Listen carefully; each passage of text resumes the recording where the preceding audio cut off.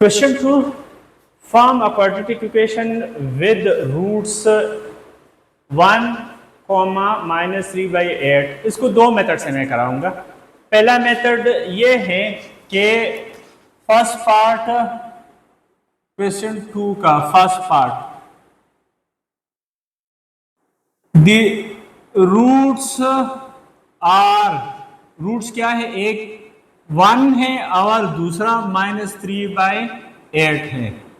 तो late x suppose करते हैं, y सपोज करते हैं, z सपोज करते हैं, it doesn't matter. x is equal to 1 and x is equal to -3/8। ये दो रूट से ये एक रूट, ये दूसरा रूट। दिस इंप्लाइज, इसको उठा के इधर ले आओ, x -1 इज इक्वल टू 0। ये 8, दोनों को 8 से मल्टीप्लाई कर दो, 8 इधर आ गया, 8x इज इक्वल टू -3। फिर ये अपनी जगह पे x -1 और इसको उठा के इधर ले आओ, 8x + 3 is equal to 0। By combining ये x -1 8x + 3 is equal to 0। Multiply कर दे, this implies 8x² + 3x -8x और -3 is equal to 0। This implies 8x² अपनी जगह पे -5x -3 इज इक्वल टू 0। ये आंसर आया। ये एक मेथड नंबर, ये एक मेथड हो गया। अब नेक्स्ट मेथड के लिए हम कर रहे हैं कि अच्छा, सेकंड मेथड के लिए क्वेश्चन 2, सेकंड मेथड के लिए एक रफ वर्क हम करते हैं कि देखिए, अगर हमारे पास लेट हमारे पास x² -5x + 6 is equal to 0 हो। जब इसका मिड टर्म ब्रेक करके फैक्टराइज कर देंगे तो फैक्टराइजेशन से -3 और x -2 इज इक्वल टू 0। तो इट मीन के रूट्स इसके आ जाएंगे, x इज इक्वल टू 3, 2 आ जाएंगे। अब अगर देखा जाए तो ये हमारे पास सम ऑफ रूट, यानी ये 3 + 2 ये 5 आया और इसको हम क्या कहते हैं, इस सम ऑफ रूट। और 3 × 2 इज इक्वल टू 6 और ये हमारे पास क्या है, ये p आ गया। कहने का मतलब ये है कि अगर यहां आपके पास कोफिशिएंट ना हो, 1 कोफिशिएंट हो, तो x के साथ जो भी होते हैं वो सम ऑफ रूट्स होता है और जो कांस्टेंट होते हैं वो प्रोडक्ट ऑफ रूट होते हैं। इस क्वेश्चन को सॉल्व करने के लिए हम कहते हैं, ये क्वेश्चन 2 के तमाम पार्ट्स के हम कहते हैं कि let x² - sx + p is equal to 0 be the required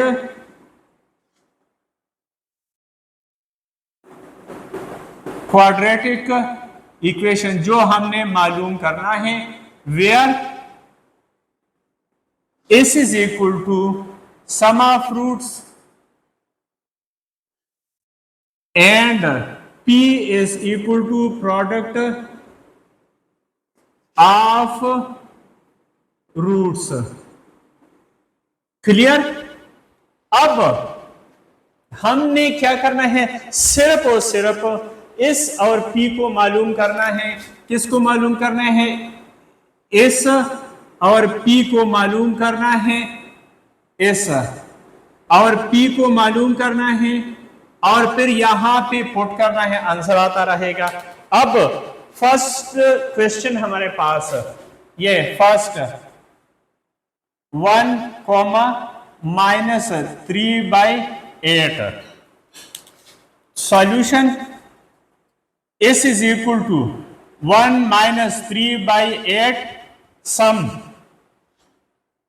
LCM 8 - 3, तो s इज इक्वल टू क्या आ गया है, 5/8। ये s आया। p 1 multiplied by 3/8 is equal to 3/8। अब ये P और ये S, putting the value of P and S, putting the value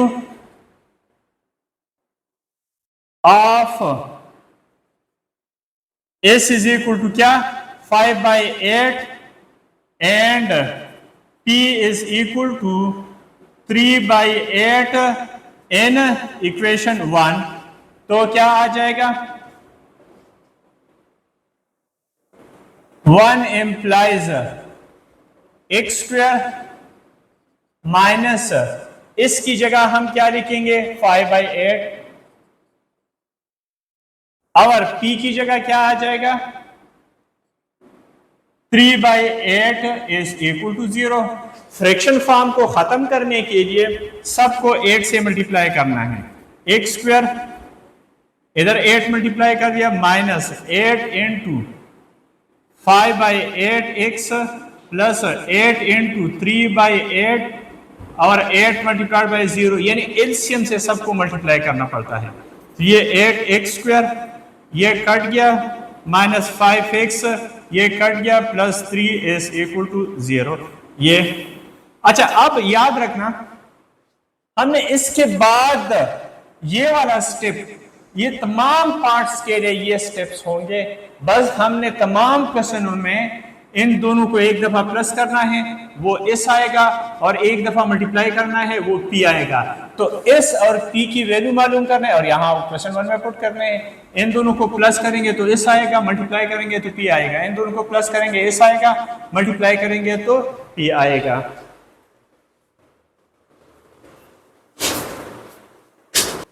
second part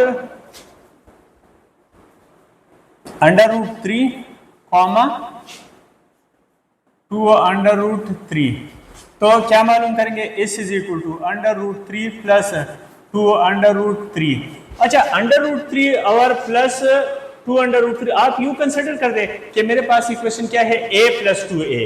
आप यू कंसिडर कर दे कि ये मेरे पास a प्लस 2a, तो a प्लस 2a 3a होता है ना, तो इस इज इक्वल टू क्या आ गया 3 √3, ये s हमारे पास आ गया and p product of root √3 और 2 √3, ये इर्रेशनल के साथ मल्टीप्लाई होगा।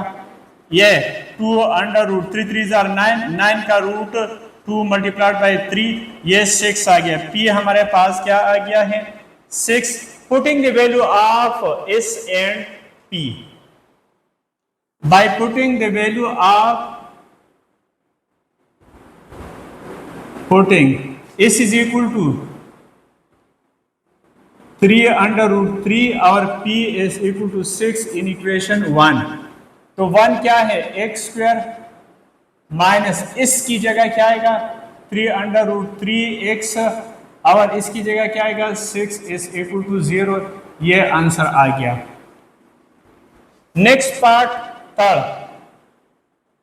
थर्ड पार्ट ये है कि 2 प्लस √3 और 2 माइनस √3, इस क्या आएगा 2 प्लस √3 प्लस 2 माइनस √3, ये कट गया तो दिस इंप्लाइज इस हमारे पास क्या आ गया 4, 2 प्लस 2 4।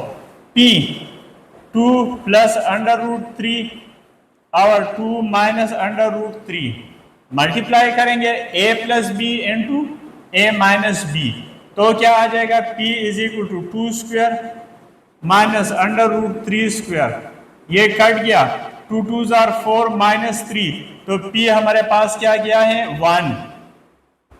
तो putting the value of p की जगह क्या 1 और इसकी जगह 4, equation 1 implies by putting s is equal to 4 और p is equal to 1 in equation 1, तो क्या आ जाएगा x square minus 4x plus 1 is equal to 0, ये आंसर आ जाएगा।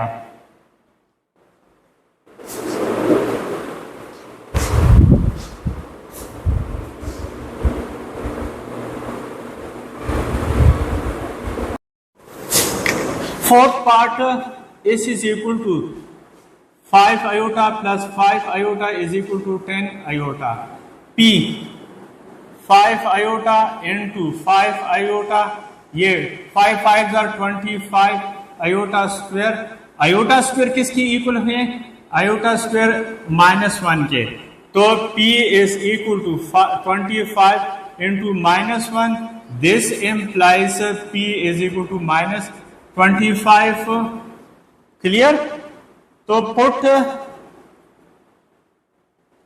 s is equal to 10 iota, our P is equal to -25 in equation 1. तो 1 implies x square minus 10 iota, 10 x iota लिख सकते हैं। our -25 is equal to 0, ये answer आया। s is equal to 7 plus 2 iota plus 7 minus 2 iota, ये cut गए, तो s is equal to क्या? 14, ये इसकी वैल्यू आ गई। p 7 plus 2 iota, our 7 minus 2 iota, a plus B into A minus B. अच्छा, याद रखना कि a प्लस बी अगर आयोटा बीच में हो, अगर आयोटा बीच में हो तो ये हमारे पास 7 स्क्वायर प्लस 2 स्क्वायर होगा। और अगर आयोटा ना होता बीच में, ये आयोटा ना होता तो यहां फिर माइनस लगना था। ये आयोटा स्क्वायर है, आयोटा स्क्वायर की वजह से ये प्लस। तो आप लोगों ने ये याद रखनी है ये बात कि अगर यहां पे आयोटा हो तो फिर हमारे पास यहां पे प्लस आएगा, और अगर आयोटा ना हो तो माइनस आएगा। तो ये 7 7s are 49 प्लस 4, तो P क्या आ गया है? 49 53, P ये आया। तो by putting the value of s and p, 1 implies x square minus s क्या आया है? 14, और p क्या है? प्लस 53 is equal to 0, ये आंसर आया।